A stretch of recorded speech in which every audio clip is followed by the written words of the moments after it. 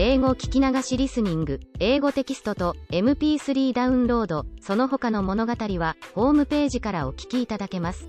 88thpp.com 88thpp.com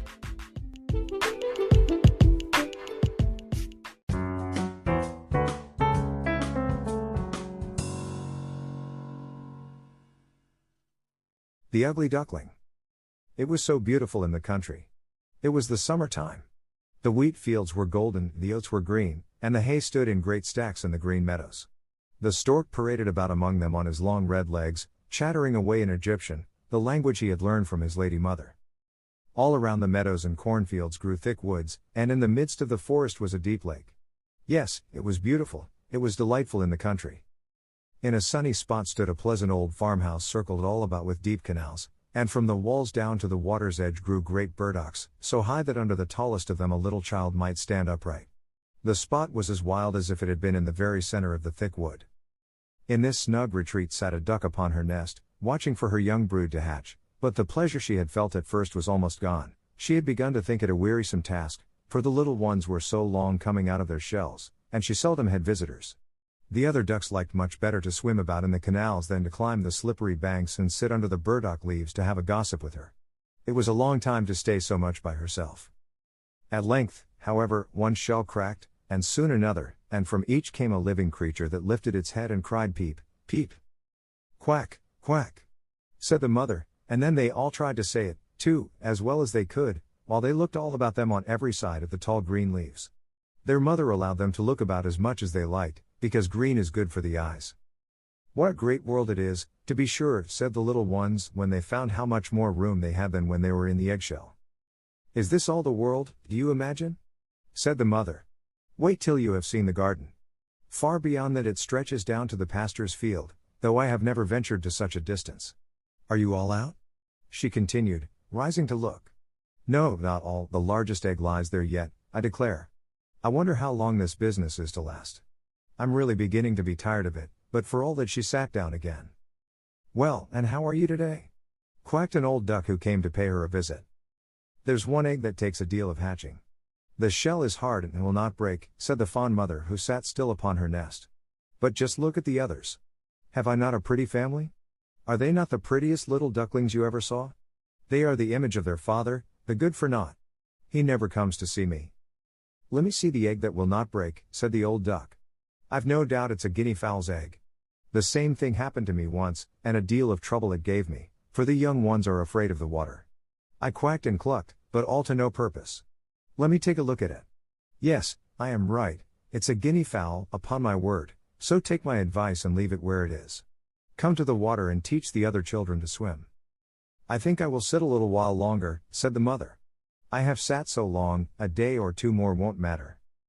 Very well, please yourself, said the old duck, rising, and she went away.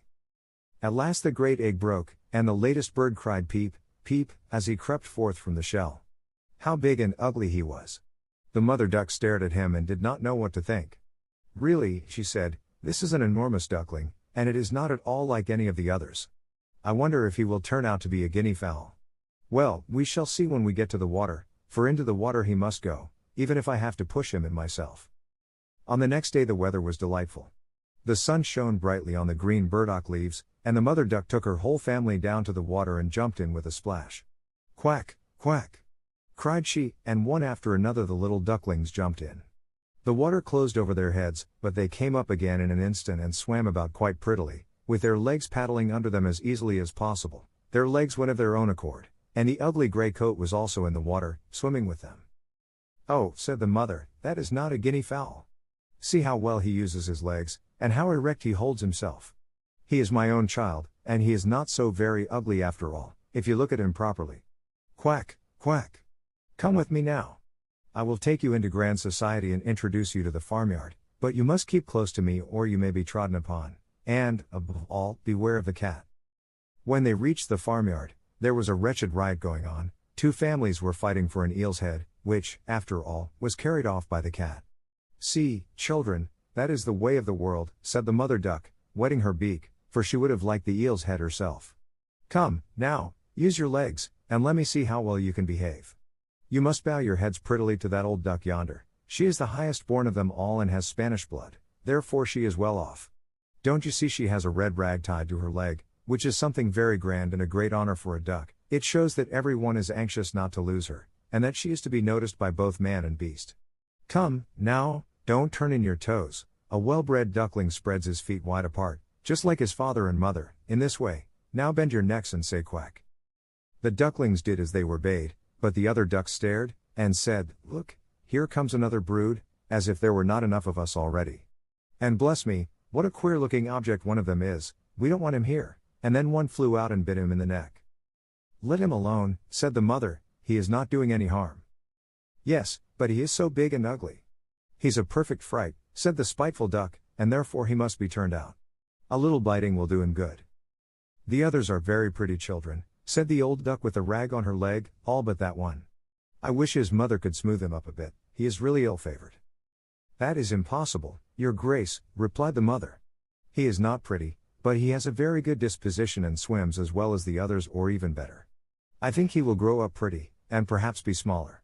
He has remained too long in the egg, and therefore his figure is not properly formed. And then she stroked his neck and smoothed the feathers, saying, It is a drake, and therefore not of so much consequence. I think he will grow up strong and able to take care of himself. The other ducklings are graceful enough, said the old duck. Now make yourself at home, and if you find an eel's head you can bring it to me. And so they made themselves comfortable, but the poor duckling who had crept out of his shell last of all and looked so ugly was bitten and pushed and made fun of, not only by the ducks but by all the poultry. He is too big, they all said, and the turkey cock, who had been born into the world with spurs and fancied himself really an emperor, puffed himself out like a vessel in full sail and flew at the duckling. He became quite red in the head with passion, so that the poor little thing did not know where to go, and was quite miserable because he was so ugly as to be laughed at by the whole farmyard. So it went on from day to day. It got worse and worse. The poor duckling was driven about by every one, even his brothers and sisters were unkind to him and would say, Ah, you ugly creature, I wish the cat would get you, and his mother had been heard to say she wished he had never been born.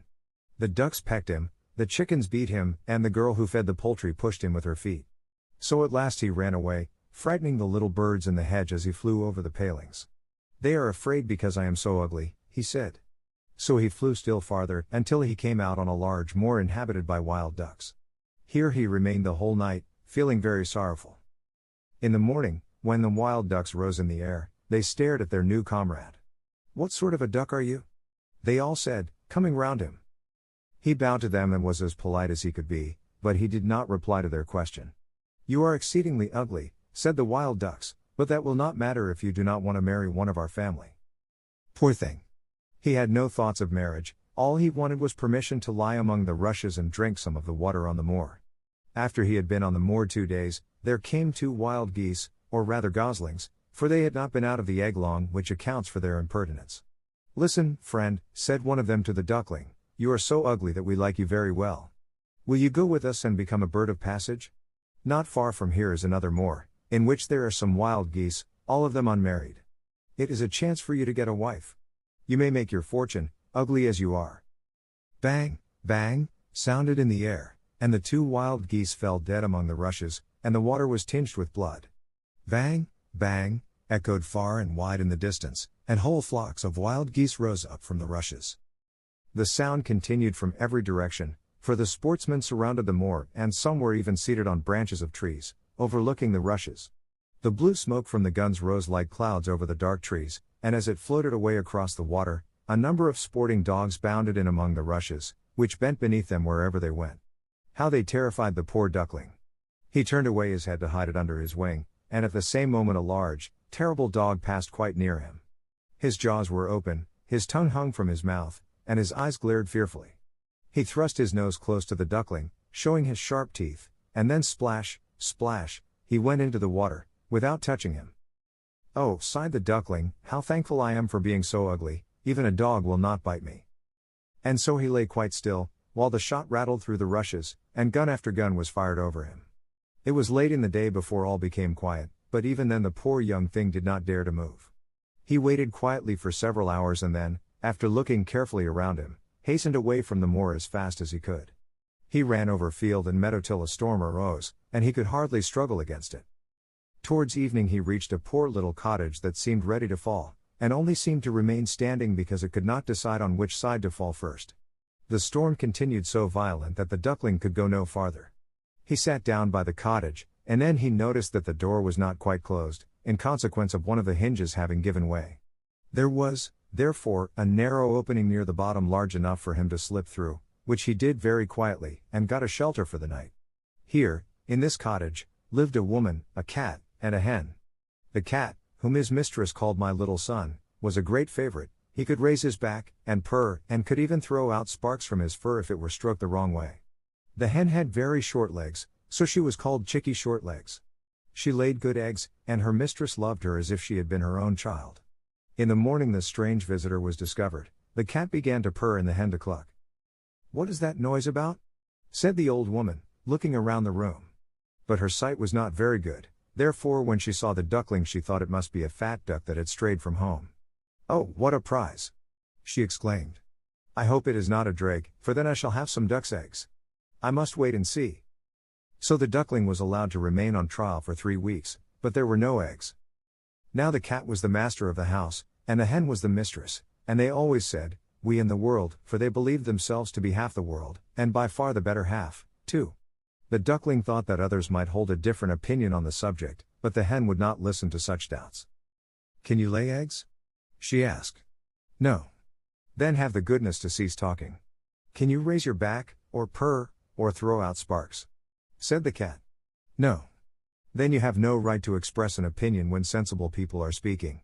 So the duckling sat in a corner, feeling very low-spirited, but when the sunshine and the fresh air came into the room through the open door, he began to feel such a great longing for a swim that he could not help speaking of it. "What an absurd idea!" said the hen. "You have nothing else to do, therefore you have foolish fancies. If you could purr or lay eggs, they would pass away." "But it is so delightful to swim about on the water," said the duckling, "and so refreshing to feel it close over your head while you dive down to the bottom." "Delightful, indeed. It must be a queer sort of pleasure," said the hen. "Why, you must be crazy. Ask the cat, he is the cleverest animal I know. Ask him how he would like to swim about on the water, or to dive under it, for I will not speak of my own opinion. Ask our mistress, the old woman, there is no one in the world more clever than she is. Do you think she would relish swimming and letting the water close over her head?" "I see you don't understand me," said the duckling. "We don't understand you. Who can understand you, I wonder? Do you consider yourself more clever than the cat or the old woman? I will say nothing of myself. Don't imagine such nonsense, child, and thank your good fortune that you have been so well received here. Are you not in a warm room and in society from which you may learn something? But you are a chatterer, and your company is not very agreeable. Believe me, I speak only for your good. I may tell you unpleasant truths, but that is a proof of my friendship. I advise you, therefore, to lay eggs and learn to purr as quickly as possible." "I believe I must go out into the world again," said the duckling. "Yes, do," said the hen. So the duckling left the cottage and soon found water on which it could swim and dive, but he was avoided by all other animals because of his ugly appearance. Autumn came, and the leaves in the forest turned to orange and gold. Then, as winter approached, the wind caught them as they fell and whirled them into the cold air. The clouds, heavy with hail and snowflakes, hung low in the sky, and the raven stood among the reeds, crying, "Croak, croak." It made one shiver with cold to look at him. All this was very sad for the poor little duckling.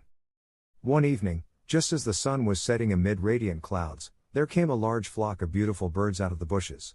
The duckling had never seen any like them before. They were swans, and they curved their graceful necks, while their soft plumage shone with dazzling whiteness. They uttered a singular cry as they spread their glorious wings and flew away from those cold regions to warmer countries across the sea. They mounted higher and higher in the air, and the ugly little duckling had a strange sensation as he watched them. He whirled himself in the water like a wheel, stretched out his neck towards them, and uttered a cry so strange that it frightened even himself. Could he ever forget those beautiful, happy birds? And when at last they were out of his sight, he dived under the water and rose again almost beside himself with excitement. He knew not the names of these birds nor where they had flown, but he felt towards them as he had never felt towards any other bird in the world. He was not envious of these beautiful creatures. It never occurred to him to wish to be as lovely as they. Poor ugly creature, how gladly he would have lived even with the ducks, had they only treated him kindly and given him encouragement.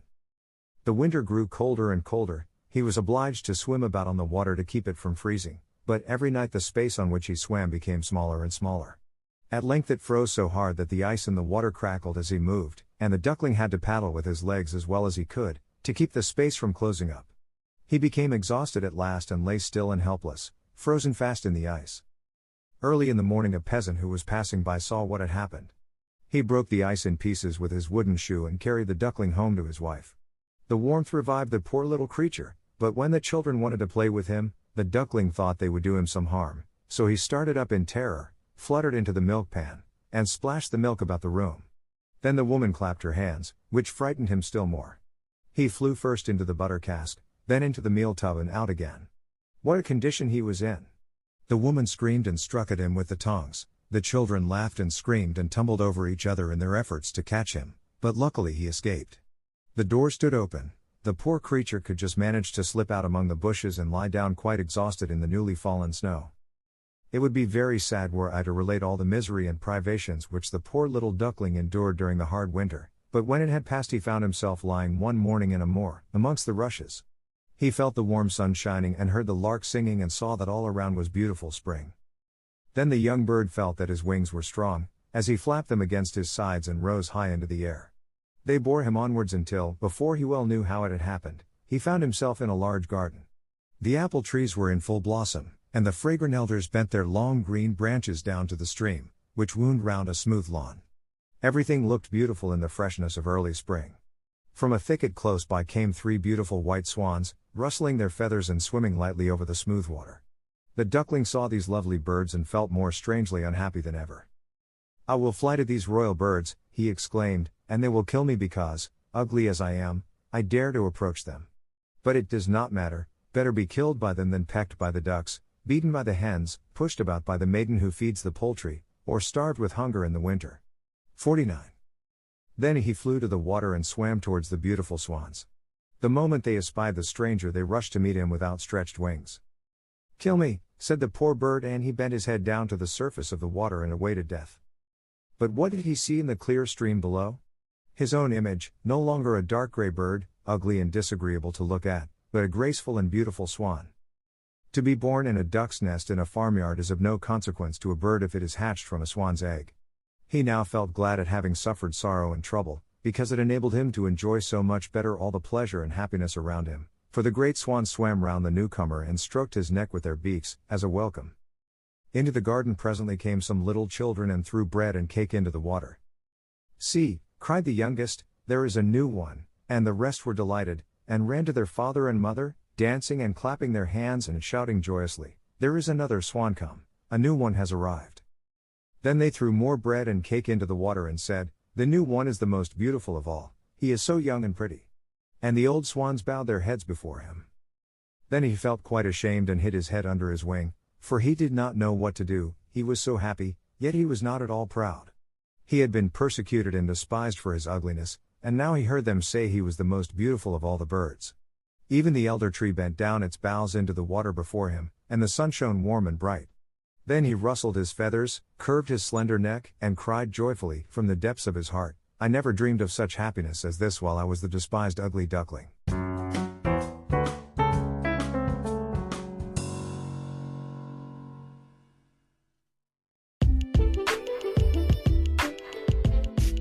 英語聞き流しリスニング、英語テキストと MP3 ダウンロード、その他の物語はホームページからお聞きいただけます。